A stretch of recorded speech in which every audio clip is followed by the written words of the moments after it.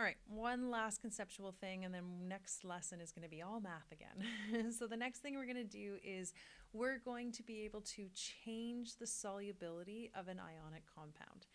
So remember, according to Le Chatelier's principle, when a stress is applied to a system at equilibrium, the system will shift to reduce that stress. We can use this principle to increase or decrease the solubility of a slightly soluble salt. Okay, so for example, we have silver chloride will moderately dissolve. So remember, the words are soluble or low solubility. So if you put silver and chloride into a solution together, they will precipitate out. But it's not negligible solubility. So the silver solid will also dissolve into solution to a small amount. So there will be some silver and chloride ions in solution if there's silver chloride there, which is why we filtered off in the last example, right? Because also it would keep kind of going in equilibrium. But if we have this scenario where silver chloride is slightly soluble in water, we can increase and decrease solubility. To increase solubility, the equilibrium must shift to the right so that more ions will dissolve into the solution.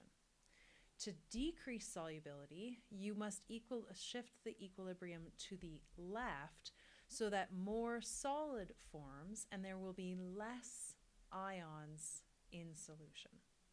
Now, we're going to be talking about putting stresses on these systems to decrease and increase the solubility of a substance. But the first thing we're going to talk about is temperature. Now, the effect of temperature on solubility is that increasing the temperature of system will always increase the rate at which a substance dissolves, right? Everything goes faster. But what will it do to the solubility of a substance if the reaction is endothermic versus if it's exothermic? So if you think of your reaction as a solid producing ions, if it's an endothermic reaction and you increase the temperature, will it increase or decrease the solubility? Well, if you increase the temperature, you're going to move away from the heat term to use it up, which is shifting to the right, which is towards the side with more ions. So it will increase the solubility of your substance. If it's exothermic, that means that the heat term would be with the ions. So if you increase the temperature of your system, your equilibrium will shift left, which will decrease the solubility of your substance. So there's a difference between rate at which a substance dissolves and the solubility of a substance. So just be careful about those two different things. Now let's do something a little more fun. Let's look at the effect of concentration on solubility. So if you want to decrease the solubility of a substance, it means you want to shift it to the left. How are you going to do that? Well, you could add a salt that contains a common ion to your solubility of your ions, right? So for example, if you could add more silver or you could add more chloride, then you would shift the equilibrium to the left, forming more solid, which would decrease the solubility. So what kind of things could you add? Well, you can't just add silver, but you could add silver nitrate. Adding silver nitrate will increase the concentration of your silver ions, which will shift your equilibrium to the left so that the solubility of silver chloride will decrease. It's really important to note that the nitrate was just a spectator ion. It was the thing that brought the silver into solution, because you can't just bring ions, you have to bring compounds. Okay, so what about this one? See if you can fill out this side. So what happens if you add sodium chloride? Pause video. So adding sodium chloride increases the concentration of the common ion chloride, which again will shift the equilibrium to the left so that the solubility of silver chloride will decrease and the sodium ions are spectators. So a cool example of this, whether you find it cool or not, is actually an industrial process. It's called the Solvay process. And in the Solvay process, sodium bicarbonate, sodium bicarbonate, which one is it?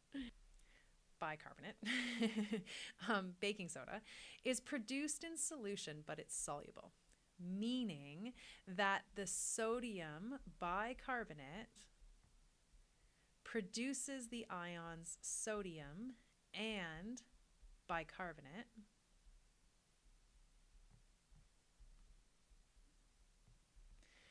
And because it is soluble, it wants to produce these ions, right? But what we want to do in the process is produce sodium bicarbonate, so we need to decrease the solubility. If we add sodium chloride is also soluble, so it would produce, or it would dissociate into sodium ions and chloride ions. So by introducing the sodium chloride, you are increasing the concentration of sodium, which will shift equilibrium left, decreasing the solubility of sodium bicarbonate. So simply by adding, I don't know why I put a minus there. Simply by adding salt, you can increase your production of this sodium bicarbonate or this baking soda, right? Because of the common ion effect. So just remembering that word, right? So both of these processes have a common ion, so I'm increasing the concentration of that sodium ion. All right, let's look at the opposite. The opposite of decreasing solubility is increasing solubility. If I want to increase the solubility of a substance, it means that I want to produce more ions in solution. I want to shift equilibrium to the right.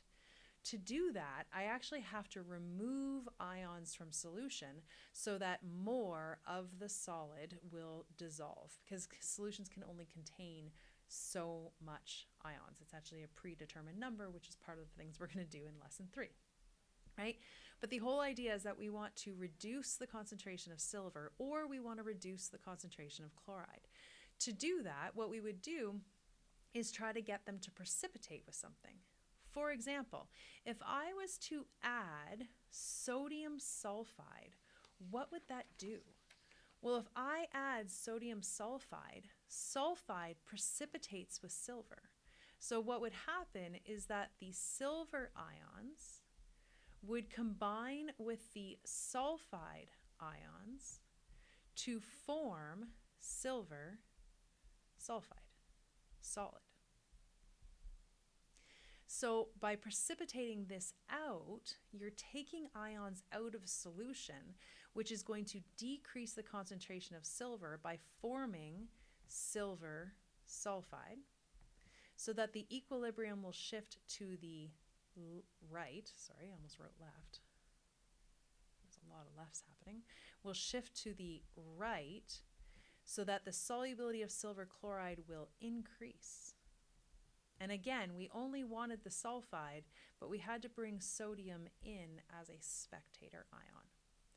What would be some other ways that we could decrease the concentration of silver? Well, let's open up our table.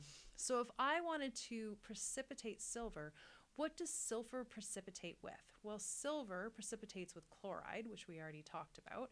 Or no, we didn't talk about, we did sulfide. So silver precipitates with chloride, bromide, and iodide. So you could add silver or sodium chloride, sodium bromide, or sodium iodide to the solution. All 3 of these anions would precipitate with silver. What else? Well, we could add sulfate. So we could add sodium sulfate. This feels like it would be a good multiple choice question, right? What else could we add? So silver is going to precipitate with sulfide, which we already did. Okay, and what about with hydroxide? Yep, we could add sodium hydroxide. And then what about with the next group? Yep. So we could add sodium phosphate. We could add sodium carbonate. And we could add sodium sulfite. So we could add any of those things and they would precipitate with the silver ions, forming a precipitate.